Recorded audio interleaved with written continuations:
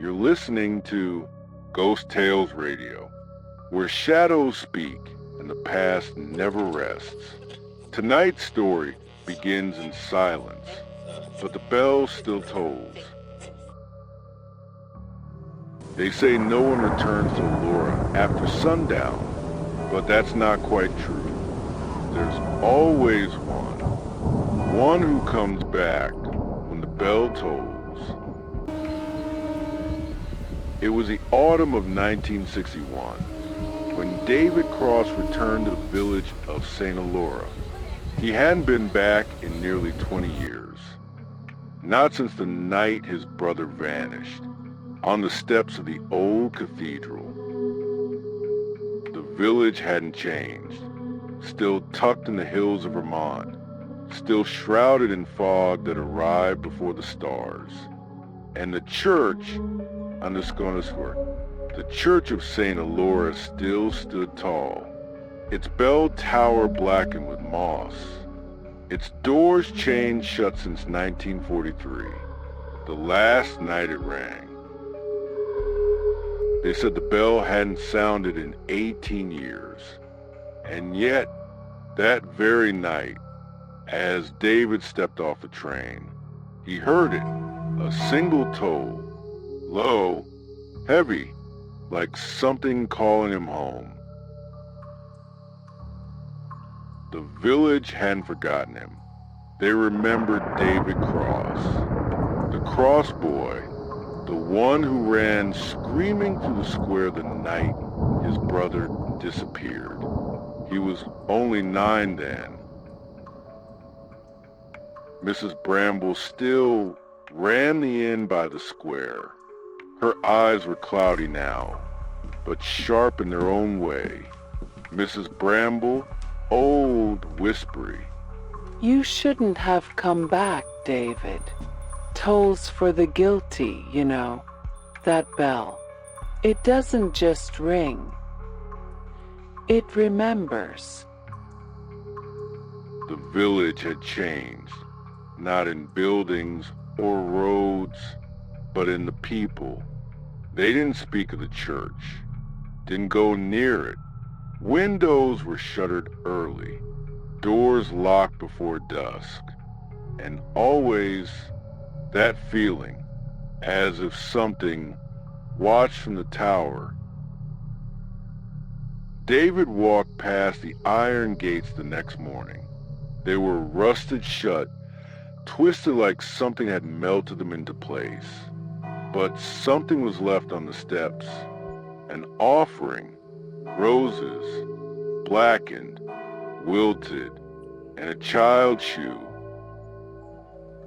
He found records at the old parish office, buried beneath layers of dust and ash. 23 children had vanished in 1943, all orphans, all under Father Mallory's care.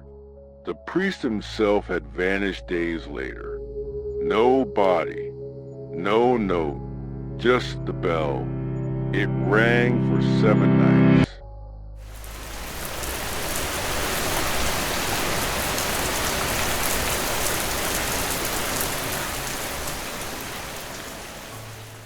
And then he found it, a page torn from Father Mallory's journal, scrawled in Latin, then English, almost manic, Father's voice echoing, unhinged. They do not rest. They stand in the pews at night, and I dare not look them in the eye. The bell rings when they find one to take with them.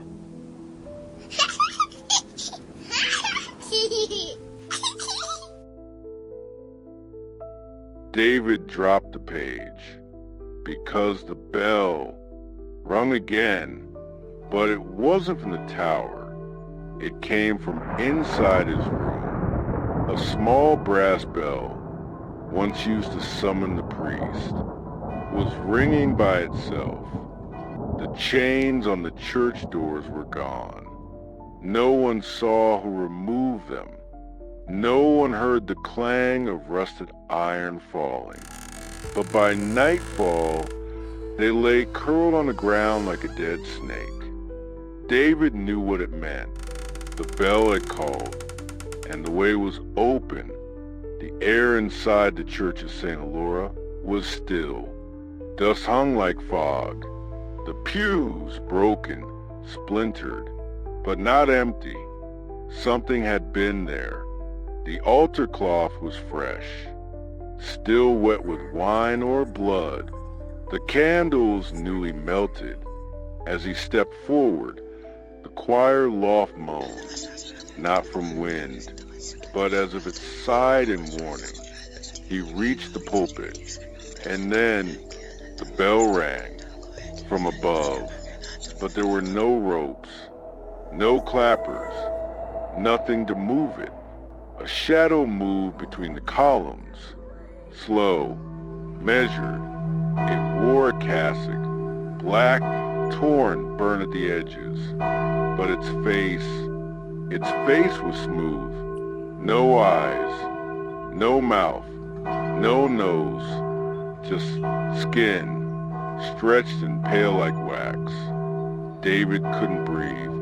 The faceless priest raised a hand and pointed to the very pew where David once sat as a child.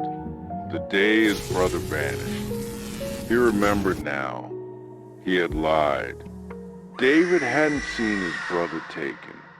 He led him there. He told him the priest had candy. He told him the bell was a game. And when his brother screamed, David ran. The faceless priest stepped closer. From behind him, children emerged, faded, translucent, eyes hollow with betrayal. One of them held David's old toy train. They weren't angry. They were patient and sad, and they reached for him. David turned to flee, but the doors had changed. The windows showed not the night outside, but the past. The altar now held a mirror, and in it he saw the priest, not faceless, but with his face. The mirror cracked, a jagged line across David's reflection, splitting his face in two. One side, the man who returned, the other, the priest who never left. It all came back now. The priest had tried to stop the curse, tried to silence the whispers, seal the bell tower forever. But David, 9-year-old David, had undone the chains that night. He hadn't meant to, but it was enough. The children weren't angry. They were waiting for the one who opened the door to take his place. David fell to his knees. He heard his brother's voice, faint but clear. Brother, whisper, you said we'd play. Why didn't you come back? The next morning, the church was locked again, chains sealed tight. No one had heard the bell. No one except the boy who wandered into town, alone, carrying an old brass bell. He said a man in black gave it to him, told him to keep it safe. To this day, no one speaks of Saint Elora. The church still stands. The bell still waits. And when the fog rolls in on autumn nights, some say you can hear it toll, not from above, but from beneath the floorboards.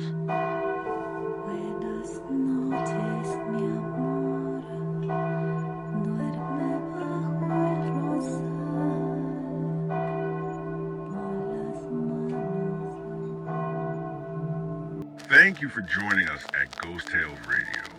Until next time, keep your doors closed and your candles burning.